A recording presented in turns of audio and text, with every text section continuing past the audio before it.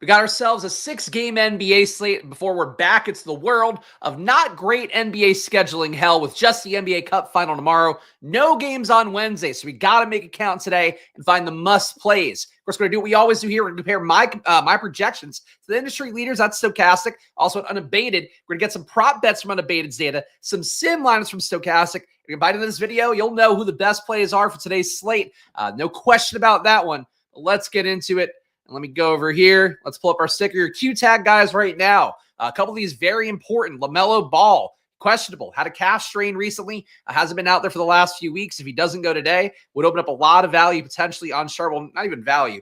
Viable plays, some theoretical value. Isaiah Wong playing big minutes for Charlotte lately. That could be a play you get to as a value potentially tonight. Vasilij Micic could be back into the mix. Those guys aren't playing or aren't going to be playing because of LaMelo Ball being back in. So LaMelo, big one as well. You can't pay Brandon Miller's price tag on the slate if LaMelo Ball is in. So right now, Charlotte in the spot against Philadelphia tonight where LaMelo Ball, a key player to watch out for if he can make it back. Zach LaVine, also questionable right now. If he's out, can open a lot more production potentially for everybody else left in that Bulls rotation. Match for Chicago tonight going against Toronto. Should be one of the pretty appealing overall. The issue right now is the Toronto side looks a lot better. Those guys priced up a little bit for their court time without Scotty Barnes, but still in a matchup against Chicago, whose defense isn't good, who plays at a high pace. That's a big one. And Christian Brown, even though doesn't feel like the most important play in the world, he does open up a lot of minutes potentially on the wing for these guys. So that's one where you get a little more value, potentially opening up your Peyton Watsons, your Julian Strothers perhaps could open up his value. So right now, the slate doesn't have a lot of great values. We'll see in a moment here. It does have some interesting plays. So the most interesting part of the slate to me, Nikola Jokic. He's basically 15 points higher in projection than everybody else on the slate. He's at a 12-2 salary, though, so not quite as high as the 12-5 he was when he did not work out versus the Clippers. Turned out it wasn't actually one where the Clippers defended him so well. He just didn't shoot the ball very much. They didn't need him. They won by 30 in that game. So Jokic did not do well last time out. The price tag's down a little bit as a result. But Jokic looks like the best play in the slate. He's the man to thumbnail. If you can find a way to get to him, it looks good. The issue is you really can't play a lot of the other top plays. RJ Barrett, James Harden, Domantas Sabonis, Cade Cunningham, even De'Aaron Fox. Hard to get to these guys with Jokic. The issue for Jokic, he's facing Sacramento today, a game that matters a lot for this team potentially, and Western Conference seeding and how that could go. Also for Denver, a matchup where you are generally expecting, Sacramento's not playing as fast lately. They're actually at about the same pace now, both at about a 99 pace. Defensive efficiency, Sacramento also not quite as bad as last year. Still about a 114 defensive efficiency there. So not a good defense, not a bad defense really is where Sacramento's at. But Jokic, a competitive game here. That one the highest totals on the slate, 237 combined points. Only a 2.5 point spread, 1.5 point spread actually, favoring Sacramento at home. That's where Jokic could theoretically hit that 70, 80 point ceiling. You're not really worried about Domantas Sabonis' defense against them and whatever else they're going to put out there. Obviously, Keegan Murray. It's not going to go good, whatever they're going to trot out there against Nikola Jokic. So if you can get to him, he's the best player in the slate. Makes a ton of game theory sense, a ton of logical sense as well. And that's really all there's to say about it. He's only going to be 17% owned. I got him 31% in my top 150 lineups to send before the show. Shout out to the chat. We'll see if it's a quiet day or not today. Mondays, of course, with the NFL going on. It's always a little bit tough. Appreciate you guys tuning in. Appreciate Steven being here. And Jokic fixing to score 100 burger today. This coming from a lifelong Kings fan, too. Certainly possible. I mean, we saw Luka put up, 95 against the Warriors over the weekend. This matchup, not quite as much acrimony as I'd say, or competitive juice as the Mavericks-Warriors game did. But still, Denver-Sacramento, one of those second-tier marquee games, I think, relative to the modern NBA. At least the last few years of how these teams have played in the West. RJ Barrett, another guy for me that would be a priority on the slate. $9,100 salary, though, if we're going to talk about being price sensitive to these guys, RJ Barrett is at a price tag that's getting a little bit tough for him. That said, RJ Barrett, court time without Scotty Barnes over this season so far. He's averaging 1.3 fantasy points a minute, 33.5% usage, 11% rebound rate, 30% assist rate, just dominating the ball for the Raptors. And still get better performances per minute from Jakob Poeltl, from Grady Dix, another guy I think looks pretty good at his price tag today. The issue really, though, with RJ Barrett is you are paying close to the ceiling for him. That's what I do have him at 49.3 fantasy points, accounting for those rates without Scotty Barnes in the court. Stokastic has him at 46, both still good enough to play tonight. The field will be at 25% RJ Barrett. I'm getting him in 38% of my top 150 lineups. James Harden, another player here facing Utah tonight. Utah, not a good defense. Utah team, though, that is not the biggest dog in the world, despite the fact that they are substantially worse than the Clippers. Only an 8-point spread favoring the Clippers at home today. 223 total is not one of the best, so it's not quite as bad as, honestly, that'd be actually higher than quite a few games of the slate today because you have Cleveland, Brooklyn with a low total, Philadelphia, Charlotte, a slightly higher total, Miami, Detroit, just shy of 220. So Utah Clippers, not a bad total here. As a result, you expect James Harden with that spread to get maybe the full run here. Harden's had a quiet 3 or so games in a row. As a result, his price tag has leveled out a little bit at 9,400. I got him flat with the field, though, 24% compared to 24.3. Was playing around some hand-build stuff because I'm going to probably do a couple single entries tonight just because NFL is always going to dominate my bankroll in those days. For Harden, I like him. I think he's a very strong play on the slate. I mean, that's really just it. I think the bigger thing is that maybe more competitive environments. You could pay down a little bit and get De'Aaron Fox at some of the same positions as James Harden. You could pay down and get, you can pay down a lot more to get the value on the slate, guys like Drew Smith instead of Harden. So that's sort of the main issue with him, but being with the field on him and top 150 lineups wouldn't feel bad. Cade Cunningham, 10% compared to 8 for me. Not a big stand there. Cunningham should benefit. Tobias Harris is out. Both Cade Cunningham and Jaden Ivey have actually boosted their usage quite a bit this year in court time without Tobias Harris. Basically, it seems like the touches just concentrate for those guys more as opposed to being spread out amongst the guys in the wing, at least in the limited sample size. Neither guy's played the 550 minutes we want to see. But Cade Cunningham has played 344 minutes this year without Tobias Harris. His average 1.3 fantasy points per minute, 33% usage, 46% assist rate, both meaningful ticks up where he is normally on the year. Jaden Ivey averaging 1.13 fantasy points a minute, along with 31% usage and a 32% assist rate without Tobias Harris on the court. Basically, both guys become much better plays. Neither a true standout play, but Miami's matchup, not the greatest matchup in the world. It's certainly not as bad as it's been in years past. Hard to love Cade Cunningham, but he is lower owned than some guys here. He and Sabonis, I would say, the guys that are reasonably priced for the pay-up options that are getting a little bit less owned. So if you wanted to build around them, you're just going to kind of be off the beaten path a little bit with Sabonis and Cade Cunningham, that is. De'Aaron Fox, very logical play to pair with Jokic if you can somehow afford Jokic. You basically would have to fade Harden that lineup, go Fox, get your game correlation there, fleshed out with some values and mid-tier guys. For De'Aaron Fox, I think a strong pay-down option here. He's been in the mid-9Ks for a while now as a result of that hot streak he had when Sabonis is out. DeRozan was also out for a while. But he's kind of stabilized at 8,700. So De'Aaron Fox getting him 20% of lineups compared to 19. Not a big stand there. But in a hand build, he was a guy where I'm like, he feels like a good play to go to. Same thing for me with Paul George. Would have a hard time playing LaMelo at 10K on the slate. Brandon Miller's done well enough without him. His price tag's up. I kind of just don't want to go to the Hornets if LaMelo's in. Paul George, though, you're getting no Joel Embiid. He's out for a week with a sinus fracture, I believe, from the shot he took to the face. I'll see if he comes back in with a stupid mask again. For Paul George for now, though, he played really well against Charlotte last time out, put up over 50 fantasy points. That was a great play. That day I had it under 5% ownership. Not that we're worried about DVP matchups too much, but Charlotte just not a good team. You have the same situation again with no Embiid, no Jared McCain as well now with that MCL injury, so a lot of usage go around here. Paul George, a good play. The main question, though, is like, does Charlotte keep up? Philadelphia, though, only a 3-point favorite on the road. Like, mentally, that's the question I would have. In terms of the spread, it seems like a competitive game. So Paul George at 8,300, De'Aaron Fox at 8,700. Two guys that are a little bit cheaper but have comparable ceilings to a lot of the 9K guys. I appreciate all the chats. Happy Monday. Appreciate that, Mike. Same to you. Effect MD, just pop it in. Noel, sorry. Thank you, and I appreciate the kind words. We'll keep doing the good work here Monday to Friday at 4 p.m. And again, if you get value out of this video, make sure you hit the subscribe button, hit the like button. It goes a long way for me. Just one guy running 2 channels for 2 different sports and trying to do the best I can. Balance, get out here, especially at the end of NFL season. Boy, oh boy, does this attacks start to wear up on you. Other players to note here, not really much. Jakob Poeltl, not a high pay-up option guy like we normally talk about up top. But I have met 49% of my laps compared to the field's 52. Really, the main thing for him is like, you'd like to come over the top with Jokic if you can. Poeltl's playing Chicago. Poeltl had the weird thing last time out. That was the game where he didn't start and then came in after a couple of minutes when it looked like he wasn't going to play.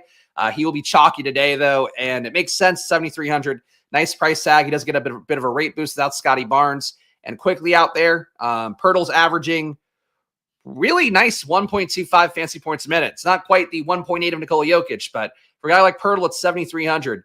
22% usage, 20% rebound rate, 13% assist rate, doing a little bit of everything out there. So Poeltl, strong play. Chicago, not a team we're ever worried about going against. And in fact, quite the opposite. Let's sort by value real fast. So we'll go to the game by game view and go through the 6 games quickly.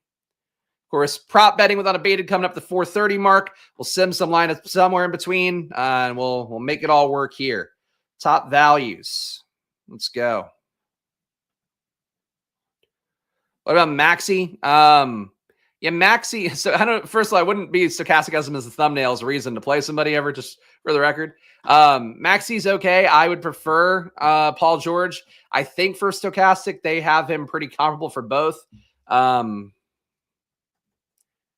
They have Paul George at 39.7, 43.9 for Maxey. I have Paul George at 44.2 and Maxey at 42.4.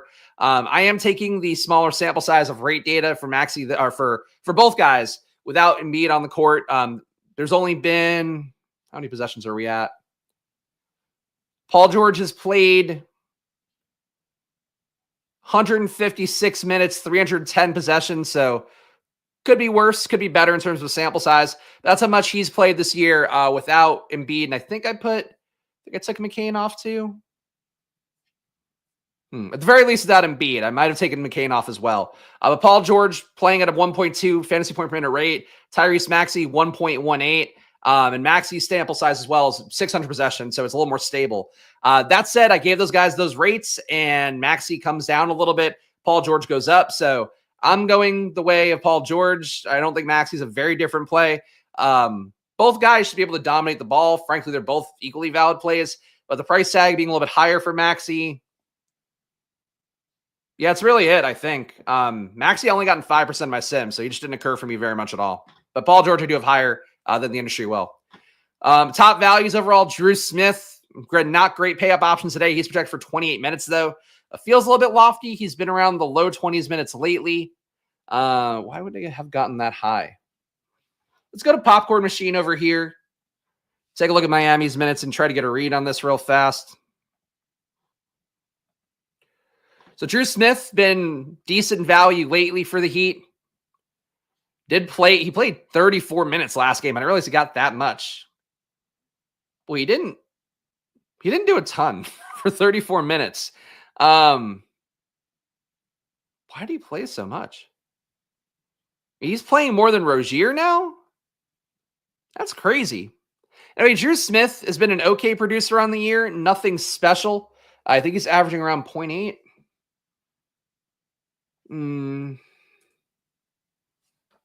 Drew Smith averaging 0.81 fantasy points per minute, 14% usage, 13% assist rate, 10% rebound rate. It's not great value. I don't feel great about him. It certainly feels like he could get less minutes than 33 any given day. That would sort of spook me. The pay down value, it's not the best. So for Drew Smith here, he's your value play of the day. I'd feel a lot better about Jonathan Mobo or Mogbo. I'm pretty confident it's Mobo because the announcers say Mobo. Mobo is like the starter now, filling in with some of the injuries they've had lately for Toronto. He got a good amount of run last time out for Toronto. I feel like his minutes seem more stable than Drew Smith. Anytime you have a guy starting versus a guy coming off the bench, you should favor the guy starting generally, unless it's a guy who's normally got a ton of high usage coming off the bench and then like he's moving to the starting lineup, he's going to get less. But I think Thomas Bryant wasn't really playing. So it's possible, I guess. It was like we just looked at the screen, but it was a 1, 2, 3, 4, 5. 6, 7. There's still a 10-man rotation, so I don't think that dropped off too much. Jovic is out today, so that must be it. Jovic being out. Jovic played 24 minutes last game, so I guess they gave Drew Smith a good amount of the minutes that would have been going to Nikola Jovic. But yeah, basically it's the minutes projection here. The fact he's projected for 28 minutes. If you were to give him 23 minutes, he'd be like around 20 fantasy points. So I'm getting him a lot in the sim. In terms of a hand build of lineups, I don't feel great about it. The issue, and we can we'll sort by salary real fast. Wish there were a way to kind of sort by value and salary at the same time, because I think that'd be a better way to look at this.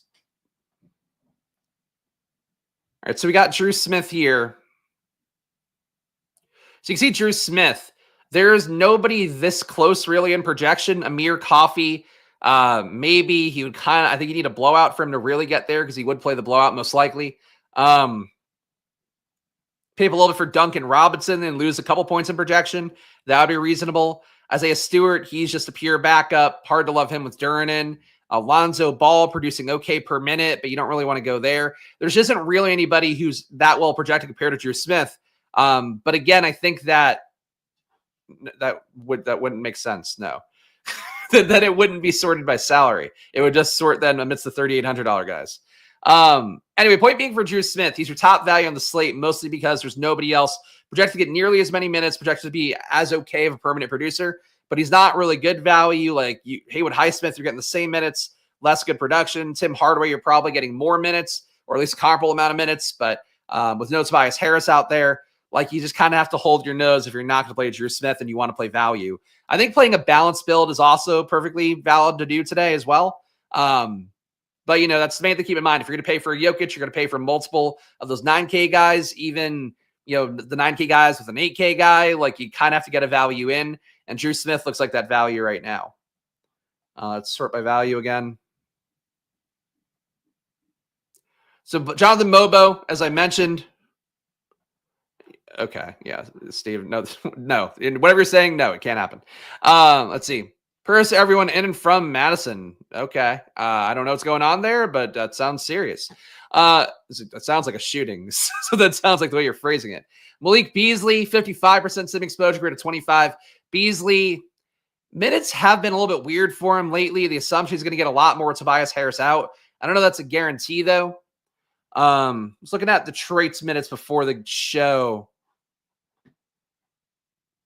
Beasley's minutes got weird last game versus Boston. I'm not really sure why. I didn't watch that game. Came off the bench. No surprises there. But he's playing behind Hardaway, wasn't a direct backup. Thoughts and prayers. Maybe let's ban guns. But anyway, don't start with me on it, please, today. Not today, guys. We got... Yeah, I don't know. I don't know if Beasley's a guarantee to get a ton of run here. Like, they could plug in Ron Holland, maybe. They could do some other things there. Beasley, though, he goes in and out of favor, it feels like, in the rotation. Sometimes he's getting good run. Sometimes he's getting really good run. Sometimes he's getting a lot less run. I think that for Malik Beasley, as a value play, I've liked him a lot throughout the year. I have him better projected than Stochastic. If he's going to play the 27 minutes, I'm just not sold that he gets that high of a run of minutes here, and I'm not sold that he closes the game, but a pretty decent shot of it, so I could live with the 55% exposure for myself.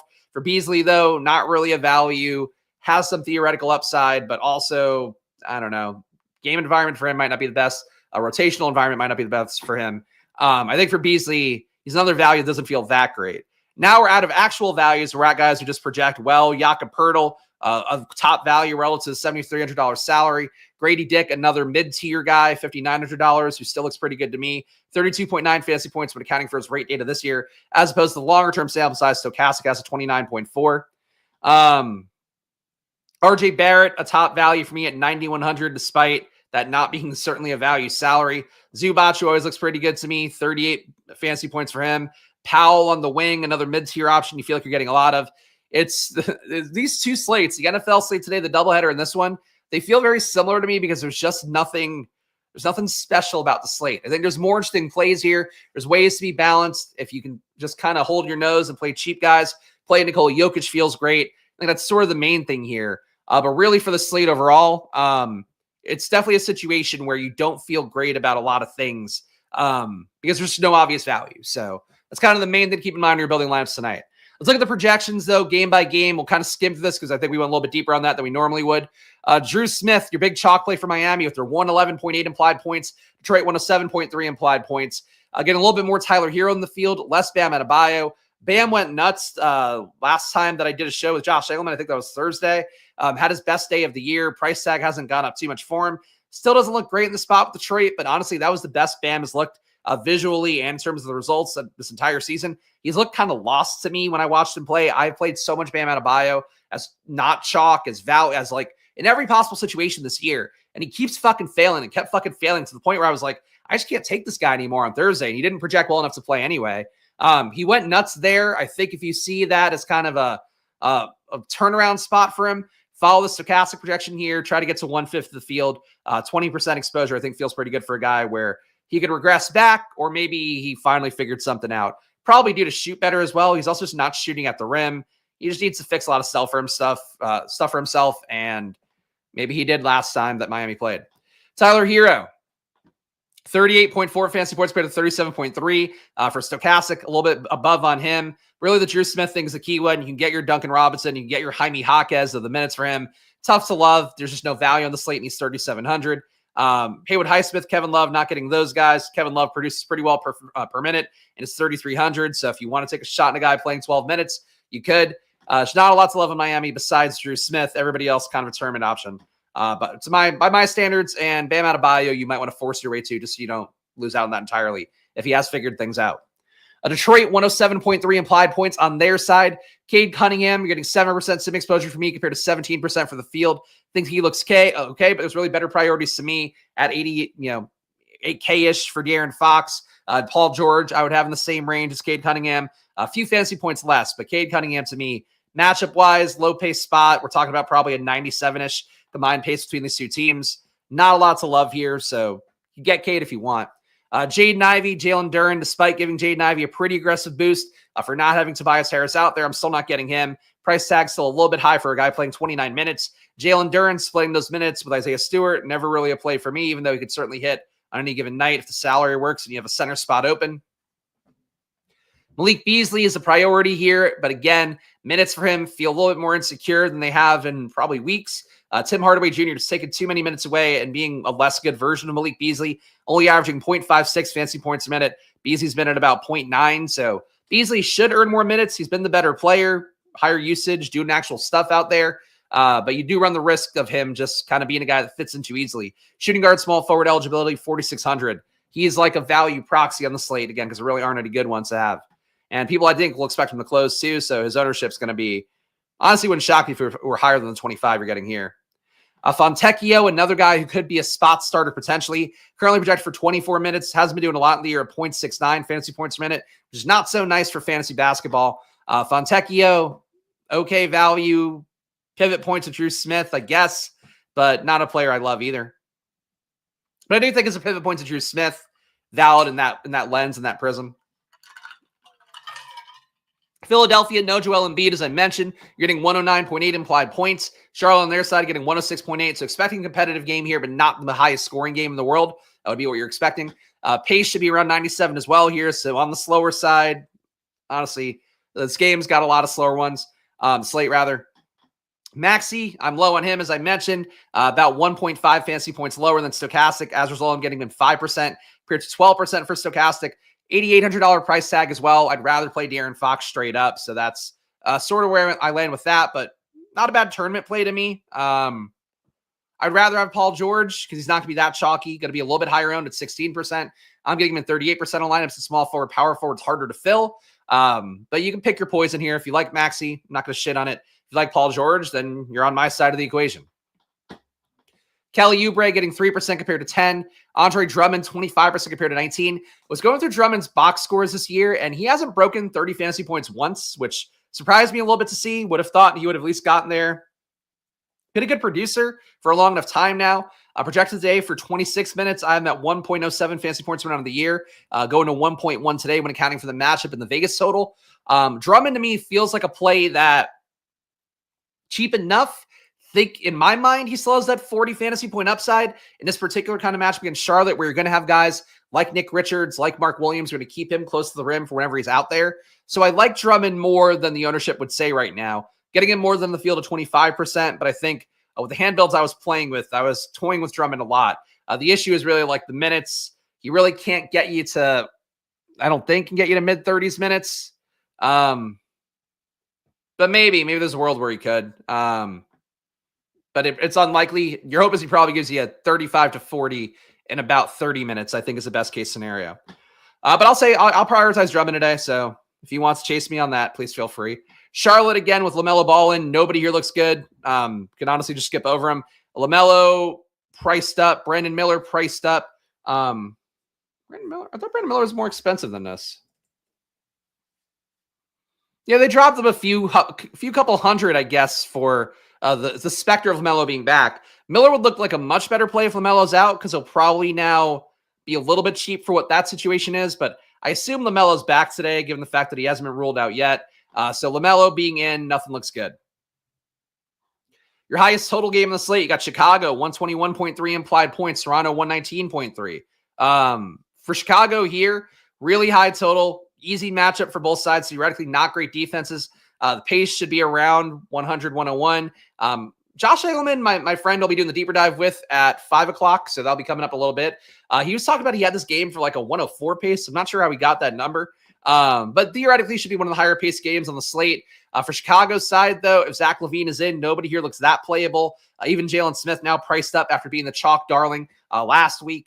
So you're getting all these guys a little bit more expensive. LaMelo Ball playing 21 minutes, 1 fantasy point per minute, seems playable as a value in a slate where there's no value, but he really hard for him to close, I would think. I mean, I don't think he can close playing that many minutes, and really he's not going to get more minutes. So for Lonzo, I don't know what you're getting out of him really besides just 4K that hopefully can get you 25 to maybe 30 fantasy points in a good situation. But it's asking a lot for a guy playing low 20s minutes. For Toronto on their side, a lot more priority plays. RJ Barrett, I'm at 38% compared to 25. I do have RJ Barrett 3.3 fantasy points per higher. As I mentioned, just rates per minute have been a beast for him all year long with Scotty Barnes out. So having that again for him here, 9,100. A little bit expensive for RJ Barrett, but I think it'll work on the slate and the matchup as well. Jakob Poeltl looks pretty good as center. Poeltl and Drummond, I think, both valid center plays. If you're not going to go all the way up for Jokic, 51% field ownership. I'll be at 49%. So not a big stand there either way. Grady Dick, 43% compared to 16. Jonathan Mobo, 61 compared to 63. Mobo, one of the better values in the slate, should be guaranteed his minutes. Plays like a poor man's Chris Boucher. Doesn't seem to spike as big of a ceiling, but probably going to give you 25 to 30 on the slate. Again, no value really. If you wanted to move away from him, you're probably not losing out on a lot, but there's aren't great plays in that $4,400 range. And nothing else here for Toronto. I'm going to try to make up some time here because I don't know why I'm fucking meandering. I feel like my pace is off today. Cleveland, 113 implied points. Brooklyn, 102.5. With Dennis Schroeder being out, really would have thought there'd be something more for me here with Brooklyn, but I'm not really getting much. Cam Johnson gets the biggest rate boost that I could tell without Schroeder and Cam Thomas on the court. Both guys out today, and Schroeder now Golden State Warrior. But basically, Cam Johnson averaging 1.2 fantasy points per minute and about 270 possessions this year, so rates not fully stabilized there. Really, nobody produces well in court time without Schroeder and Cam Thomas. So still a deep rotation, still like a 10, 11-man rotation. Really not a lot to love for Brooklyn. Cleveland, same thing here. The prices are all fairly congealed together at this point. Evan Mobley being in, they're now priced for him not playing a game or two. Really just not a lot to love in this game overall. Low pace, low totals. If the game goes nuts, people won't be there, I guess is really the main merit for it. Denver, Sacramento here. I appreciate that conditional formatting. That's always what I'm trying to do. Provide quality greens and reds for you this Christmas season. Denver on their side, talked about Jokic. If you could somehow find a way to pay for him, he's the best player in the slate. This much of a projection discrepancy for a guy is crazy. And the fact, too, that we know there's a ceiling that's much higher. Like Jokic, to me, a play to want to get to if you could somehow figure a way to do it. Doesn't completely kill the rest of your lineup. Jamal Murray, harder to get to him, still has looked a little bit better lately, shooting around 15 times a game lately pretty reliably. Usage on the year still a little bit low, 22%. Assist rate still a little bit low at 23. Fantasy points per minute still a little bit low at 0.97. But I was playing with lineups. His price tags come down a little bit as well. I think that for Jamal Murray, there's something to him despite the projection being that bad relative to the matchup and a little bit of eyeball test from having watched that game. Thought he looked a little bit more like old Jamal Murray, though. Really, I was going through the box scores and I was like, he really didn't shoot a ton more. Like I felt like watching, I was like, oh, he's getting some more shots. Not really true. So for Jamal Murray, more of a heart pick than a data pick, but I think he's looking like he's turning the corner a little bit to me. He's done that before, though. He's had like one good game and then was back to shit. So maybe don't take that one too much. Michael Porter, 7% for me compared to 9. Aaron Gordon, 24 compared to 20. Really not the biggest stands here besides Jokic being almost 2x the field there. And ownership does seem a touch low. It's just because the value's not there. But if you can find a way to get there and not hate your team, I think Jokic a great play. Sacramento on their side, De'Aaron Fox be the priorities. Mentioned enough times here. I keep seeing James Harden and go, I could just go Fox, and I think Fox would be just as good in the spot. 36 minutes projected for all the key Kings here, a little bit lower for Malik Monk. You're not going to have Kevin Huerter out there, still no Trey Lyles, so a decently concentrated rotation, even though you do see a lot of bodies getting a minute here or there. So really, Sabonis okay, Fox okay, DeRozan a little bit less than him, but he does spike random upsides, and he's 3% owned today. Malik Monk looks like a much better value play at 6,800. Prices come down from a little bit while he's still playing that full allotment of minutes for the starters, but the usage crush is there. Monk is getting a lot of minutes now alongside Fox. It doesn't help him out in terms of maintaining a high usage like he normally has. So for Sacramento, I think these guys are all valid, but I would definitely prioritize Fox. And Monk, I think, makes lineups work. Keegan Murray had a breakout day when I did content, I think, on Thursday for Stochastic. I mentioned him as a guy that looked pretty good. He's played all for so long. The chat was like, he's terrible. He's really not terrible. He just hasn't gotten hot at all this year. He's probably due to positive regress, shooting really terribly to start the year at 52%. True shooting for a guy who's normally pretty, a pretty reliable three-point shooter. For Keegan Murray, you could chase it, not a priority, but I got him more than the field, so I'll just kind of explain, I think, the why of that. Last game on the slate, then we'll go to unabated. Utah getting 27% ownership for Walker Kessler, and Utah 107.5 implied points. Clippers 15.5. Kessler really the only play that looks decent to me. My boy John Collins. I'm still above the field in terms of projection by a good amount here, 35.6 compared to 32.7, but he's now spiked an upside enough times at his 1.21 fantasy points per minute. That's hard to get there. Clippers matchup is a little bit of a slog with the low pace, but every game here is about a 97, 98 pace anyway, besides Chicago, Toronto one. So not much to note there. But really, Utah, not a lot to love. Clippers, a lot more to like here. Harden's price tag feels a little bit low for him. 3 bad games in a row will do that. Zubac, not a priority center, though he and Pirtle, I think, feel pretty good. He's certainly also a pivot point to Pirtle, making about 5 times his own. Norman Powell, I think an okay play. I question the ceiling a little bit, but his price tag's leveled out after being 7K for a little bit. So he can have 40 fantasy points here, and that might be enough to make a winning lineup. Kevin Porter Jr., I think somebody in the chat asked about before. Always looks like a decent value, but the minutes are a little bit in question. The game doesn't portend to be a blowout based on the spread, so I don't know that you want to go Porter Jr. You kind of need him to get some extra run with the scrubs at the end of the game to fully get there. But 23.9 projected minutes for Porter. He's playable as value on a slate where there really isn't value. Him versus Drew Smith. Coin toss, I think, but Drew Smith is a little bit cheaper.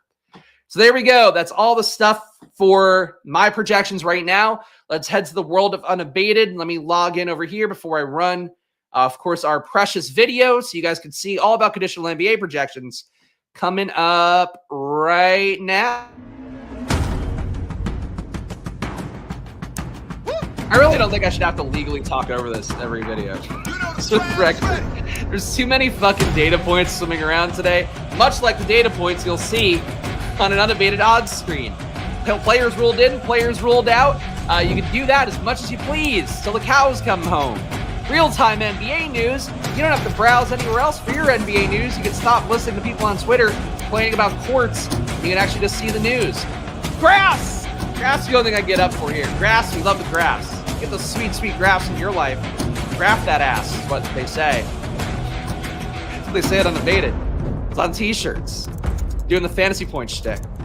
Chat away, get all your questions answered, and you'll be counting your money at unabated using promo code SPLASH, unabated.com/NBA.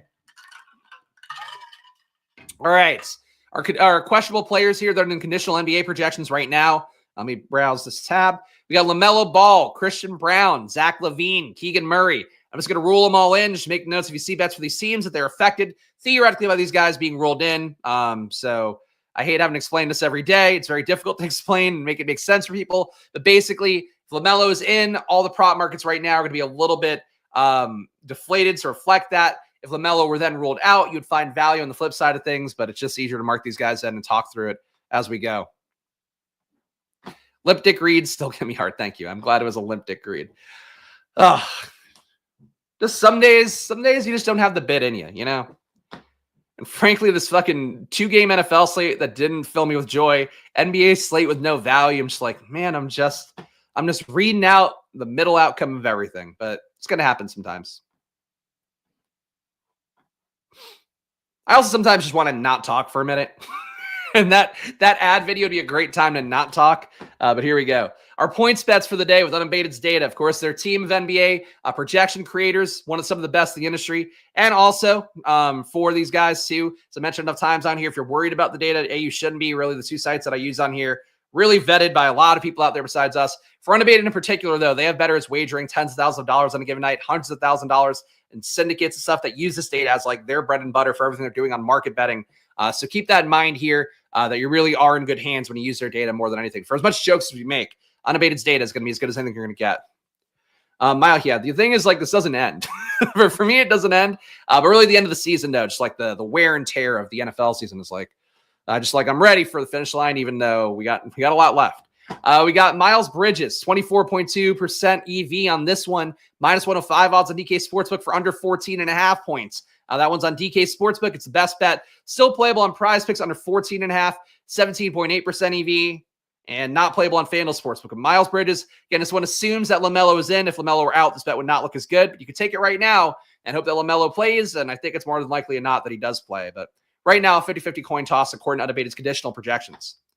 Number 2, Georges Niang, 16.7% EV for under 7.5 points. This one, nobody questionable for Cleveland. You're going to take it. Plus 100 odds on FanDuel Sportsbook is your best bet. Playable on Prize Picks, about 7.8% EV, under 7.5 points for Georges Niang today on a Prize Picks pick'em.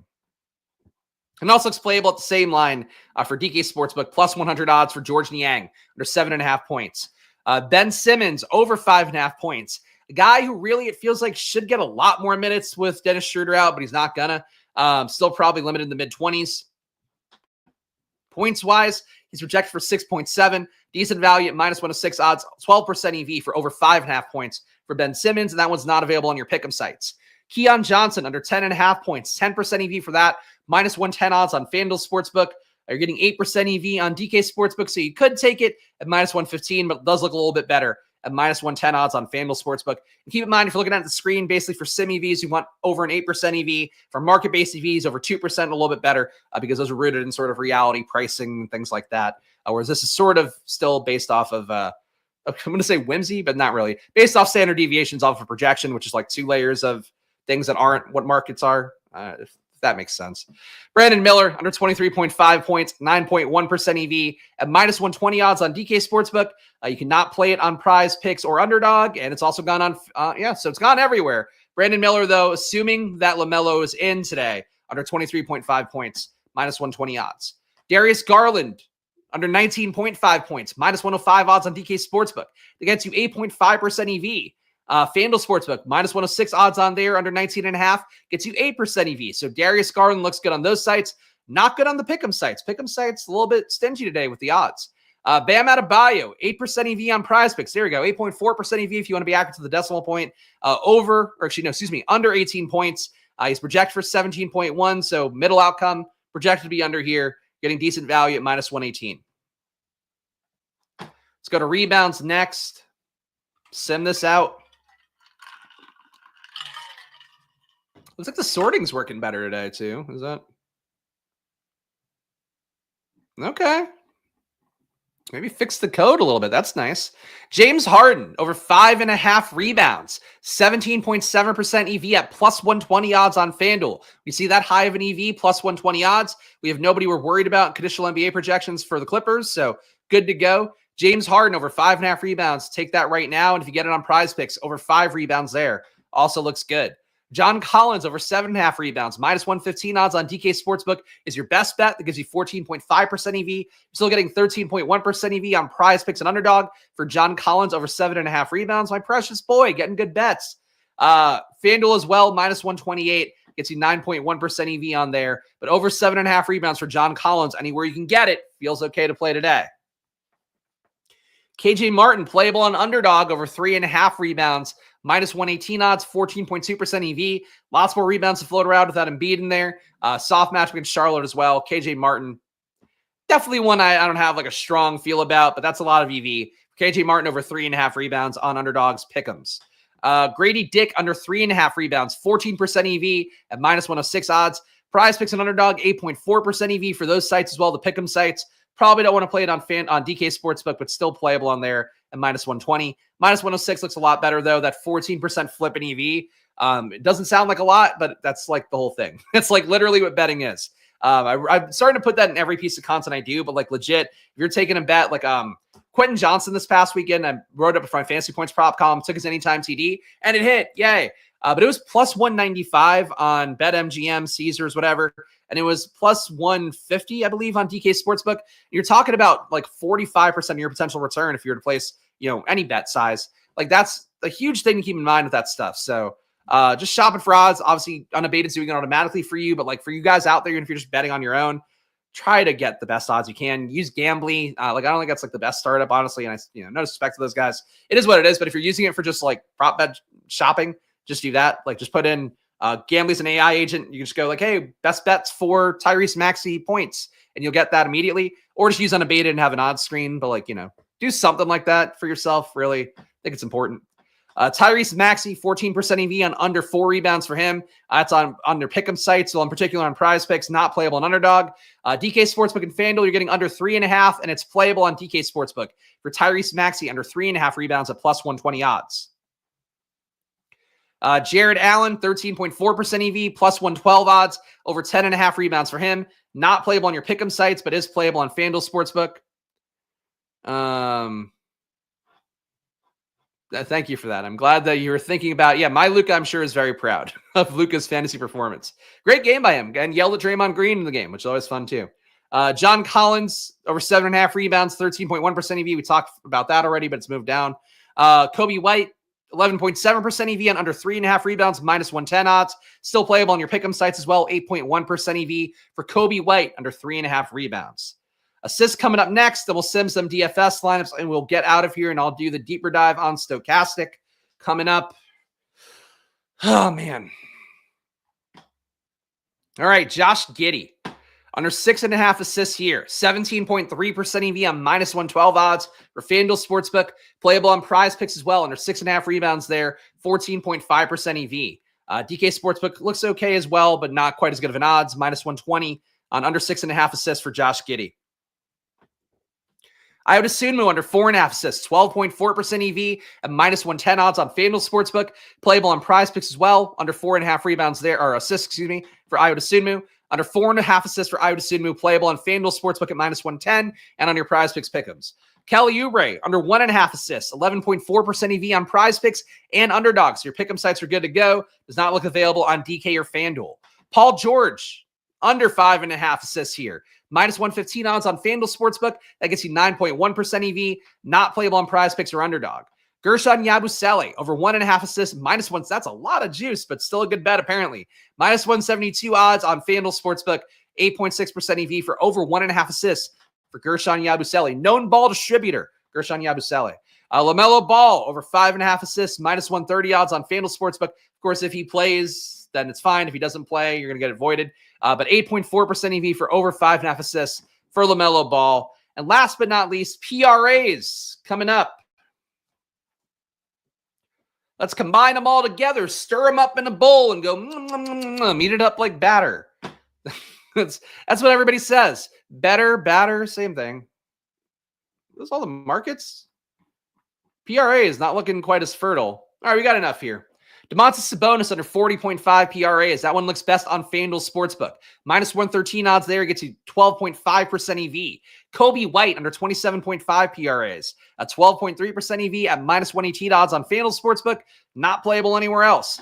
Chris Dunn, 9.3% EV is good to go on Prize Picks. Under 13 PRAs for him. Not playable anywhere else. Cam Johnson under 28 PRAs. 9% EV on that for Prize Picks. Not quite playable on Underdog. Close to playable on DK Sportsbook at minus 110 odds for Cam Johnson under 28 PRAs or under 27.5 on DK.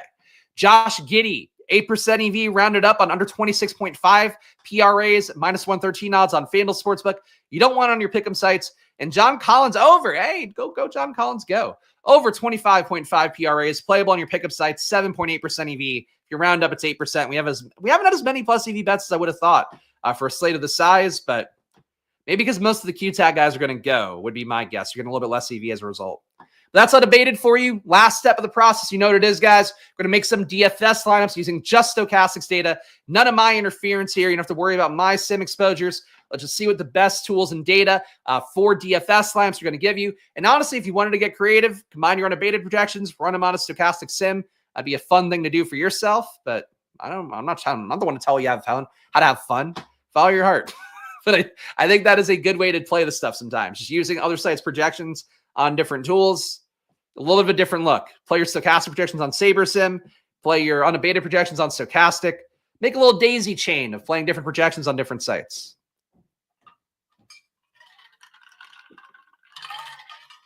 Let's see what we get here. Dare to dream. Good lineups. That's what I'd hope for. A lot of merits in a balanced build, though, I will say. I think you're going to see that in a moment here when you get ass loads of Drew Smith, potentially. 33% to first today. It's a 50K tournament up top. 150K guaranteed prize pool. So we're going to put in 35%. Was better put a little bit more in than less. Because you know how hard it is to beat the field in tournaments. Hopefully, if you play DFS at this point and you're watching this video and you don't know that, now you know. It's hard to win in DFS, especially on a nightly basis. Oh, man. I think I'm sleepy. I just take a nap here for 10 minutes before I have to do another stream. You guys wouldn't mind, right? You don't mind watching a grown man sleep a little. I'm sure those 10 minutes really change the entire day for me. I need to start drinking caffeine, I think. Oh, it is hard. There you go. Yeah. That's all I want to hear from all the fellas in chat. And shout out Sotex. Appreciate him being here. I'm sure I will see him on Stochastic in about 10 minutes as well. Deeper dive coming up. We're going to go game by game with Josh Engelman. You'll have to hear a little bit less from me. But all my points will be really brilliant and well stated. Don't try to look like a professional on there. And we'll see what we get this part of things. And of course, guys, if you're watching this one right now, you got value of this video, even if it's just seeing what these products are showing you from some of the top products in the industry. Show some love, subscribe down below, hit the like button, leave a comment. We're so close to 500 subs. We're going to hopefully get there before the new year, gain about 10 every day. So I feel good about where we are with that goal, but please subscribe down below, hit the like button, leave a comment. Even when I am a sleepy boy, even when the slate doesn't really stir my loins, I'm still going to show up here and do the work, show you guys everything as best I can, prepare the same as I always do. That is the promise here on Splash Play. Of course, 15% off the Stochastic tools and data. Link in the description for you. Promo code SPLASH on there if you just want to go directly to the site. Same thing for unabated, $30 off with the promo code SPLASH. Your top ROI lineups. What did we talk about? Drew Smith. He's coming up here again. Drew Smith, Duncan Robinson, Michael Porter Jr., Miles Bridges, Bam Adebayo, Kevin Porter Jr., Jonathan Mobo, and Nikola Jokic. All right, my man makes it in here. So you're taking some pay down Heat guys, hoping that they pay off. Bam Adebayo, surprised you're able to afford him. Yeah, 2 Porter Juniors. No relation. Okay. You got Drew Smith, Kobe White, Malik Beasley. It's fucked up that at least one Porter Jr. has to. What's going to happen to Michael Porter Jr.? Kevin Porter Jr., domestic violence. Obviously, the other Porter Jr., Jonte. I guess he's not a junior, but Jonte Porter, gambling. What's going to happen to Michael? You got to wonder. That's a be biased. Drew Smith, Kobe White, Malik Beasley, Jonathan Mobo, Day'Ron Sharpe. Okay, so just random value on that part. James Harden, Aaron Gordon, Nikola Jokic. I was getting some Noah Clowney before, so I guess I'm not surprised by Day'Ron Sharpe, but again, you just kind of see the struggle for value. You're getting a mid-tier guy who projects okay, but has a theoretical ceiling. I think even the Sims are like, all right, what are we going to fucking do here? It's sort of the sense I'm getting from these top lineups. Is it only subs or does subscribe? What? I don't, Josh. You make as much sense as you always have. Drew Smith at number 3. Drew Smith, Kobe White, Michael Porter Jr., Jonathan Mobo again, Andre Drummond, James Harden, Christian Brown, and Bam Adebayo. Number 4, Drew Smith, Karis LeVert, RJ Barrett, Jonathan Mobo, Andre Drummond, James Harden, Aaron Gordon, and Jakob Poeltl. So Drew Smith in all these. Number 5, Drew Smith, Malik Beasley, Jimmy Butler, Jonathan Mobo again, Nikola Jokic, Ben Simmons, Aaron Gordon, Walker Kessler. So I think you're seeing a similar thing. You're getting Mobo and Drew Smith as your value in all the lineups. You're getting Beasley a good amount of the time. You're getting kind of random mid-tier options. You're sometimes sneaking in Nikola Jokic. Yeah, that's how we're building.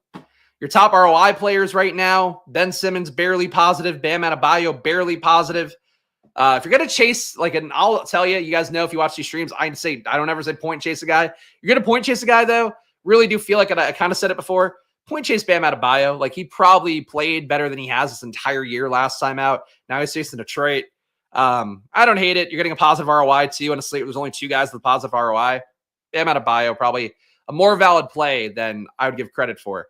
Drew Smith, negative 3% ROI, but still relative to the slate, you're getting him a lot. That's not bad. Andre Drummond, negative 3. Jokic, negative 3.5. Kevin Porter Jr., negative 5.3. Walker Kessler, negative 5.6. In terms of exposures, you're getting Jonathan Mobo the most. 75% of your lineups have Jonathan Mobo in it. All right, so more than the field, 64%.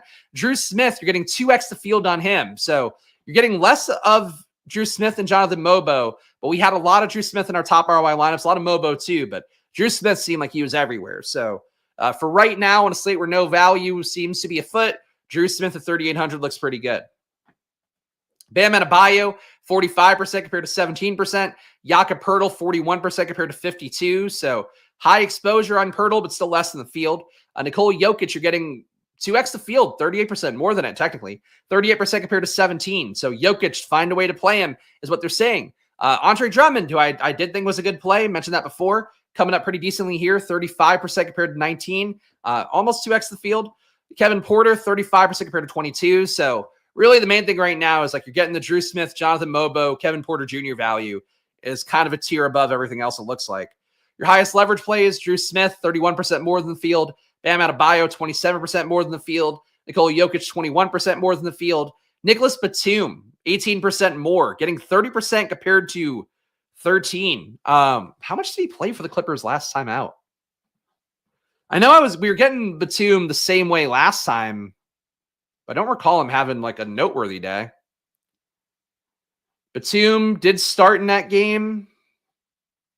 Played 22 minutes, though it was partially because of the blowout. Did nothing for a couple stints. He had one peripheral stat, or he had 2 steals and a turnover in his first stint. Then just missed the 3 and fouled somebody in the second 8-minute stint.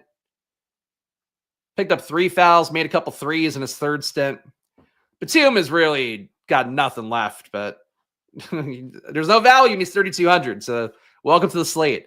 Andre Drummond, you're getting 17% more in the field. Kevin Porter, 13% more. Jonathan Mobo, 10% more. So that's your slate, guys. We're going to see how this goes coming up here, but I appreciate you guys tuning in. Splash plays of the day coming in a moment. But first, make sure to go check out Stokastic.